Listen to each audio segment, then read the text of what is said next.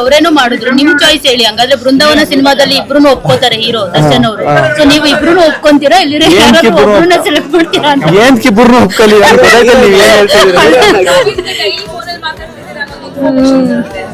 ಯಾರ ಜೊತೆ ಅಲ್ಲ, ಈಗ ನಿಮ್ ಜೊತೆನೂ ಮಾತಾಡಿದೀನಿ ಸುಮಾರು. ನೀವು ಎಷ್ಟು ಸಲ ಫೋನ್ ಮಾಡಿದೀರ ನನ್ಗೆ? ನಾನು ಮಾಡಿದೀನಿ.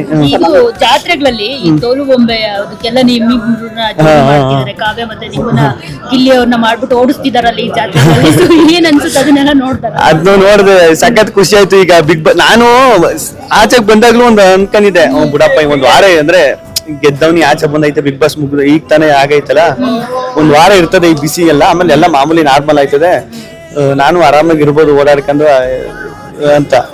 ಅದು ನೋಡಿ ಒಂದ್ 15-20 ದಿನ ಆದ್ರೂ ಎಲ್ಲಾರು ಒಂದ್ ಕಡೆ ಏನಾರು ಒಂದ್ ಆಯ್ತಾ ಇರ್ತದೆ. ಈಗ ನೀವ್ ಹೇಳಿದ್ರಲ್ಲ, ಓಡಿಸೋದು ಎತ್ತುಗಳ ಮೇಲೆ ಕಟ್ಕೊಂಡು ಜಾತ್ರೆಲೆಲ್ಲ ಇದ್ ಮಾಡೋದು, ಅದು ಗೊಂಬೆಗಳು ಕಟ್ಕೊಂಡು ಓಡಿಸೋದು ಅಂತ, ಅದ್ ನಿಜವಾಗ್ಲು ಸಖತ್ ಖುಷಿ ಆಯ್ತದೆ. ಅಯ್ಯೋ ಇನ್ನೂ ಆಯ್ತಲ್ಲಪ್ಪ ಅಂತ.